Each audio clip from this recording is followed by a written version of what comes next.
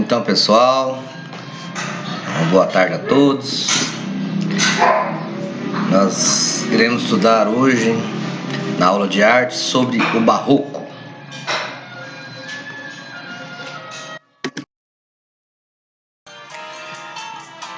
A musicalidade. Na música, a cultura africana contribuiu com os ritmos que são a base de boa parte da música popular brasileira.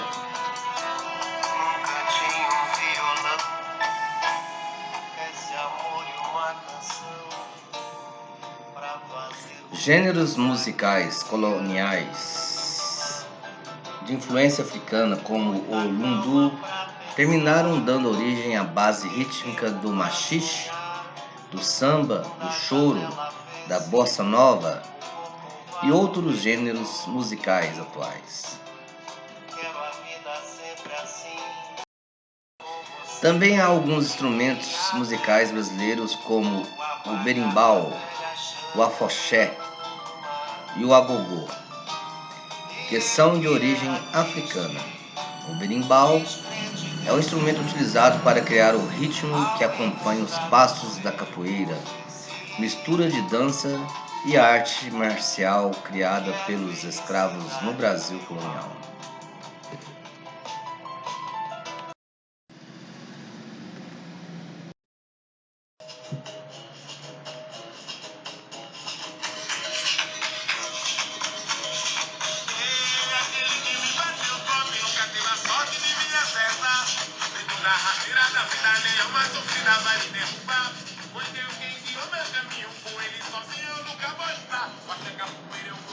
Capoeira ou capoeiragem é uma expressão cultural brasileira que mistura arte marcial, esporte, cultura popular, dança e música. A capoeira, até o ano de 1930, a prática da capoeira ficou proibida no Brasil, pois era vista como uma prática violenta e subversiva. A polícia recebia orientações para prender os capoeiristas que praticavam essa luta.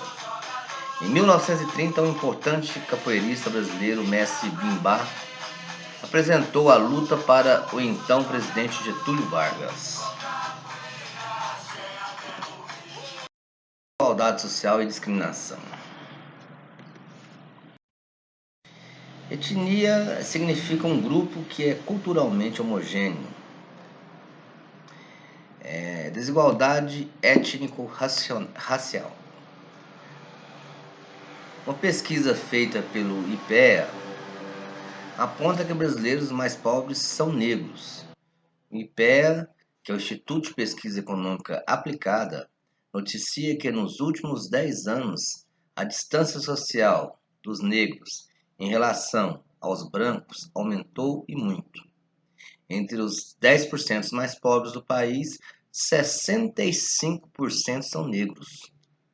Entre os 10% mais ricos, 86% são brancos. A participação do negro no mercado de trabalho cresce, mas renda ainda é inferior à do branco. A participação dos negros no mercado de trabalho brasileiro aumentou desde a segunda metade da década de 1990. No entanto, as condições de trabalho e de renda ainda continuam muito aquém das registradas pela população branca, ou seja, bem inferior. De acordo com o relatório anual das desigualdades raciais no Brasil, de 2007 a 2008, elaborado pelo Instituto de Economia da Universidade Federal do Rio de Janeiro, 20,6 milhões de pessoas ingressaram no mercado de trabalho de 1995 a 2006. Desse número, apenas 7,7 milhões eram brasileiros. O restante, 12,6 milhões de pessoas, eram pardas e negras.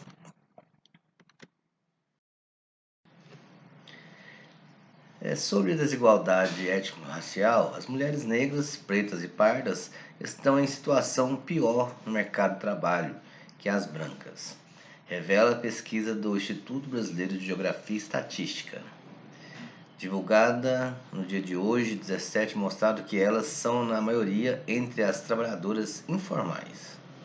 A pesquisa Síntese dos Indicadores Sociais de 2009 destaca que, enquanto metade das mulheres pretas, 54,1%, e pardas, 60%, trabalha sem carteira assinada, portanto sem direito a nenhum benefício como seguro-desemprego e licença maternidade. O percentual de brancas na mesma situação é de 44%. Quanto à desigualdade étnico-racial, apesar de políticas afirmativas direcionadas para a população negra, esse público ainda é minoria nas universidades federais. Estudos que será lançado neste ano de 2011 pela Associação Nacional dos Dirigentes das Instituições Federais de Ensino Superior sobre o perfil dos estudantes de graduação mostra que 8,7% deles são negros. Os brancos são 53,9%, os pardos 32% e os indígenas menos de 1%. Então era isso aí que eu queria passar para você sobre a questão da herança cultural africana aqui no Brasil.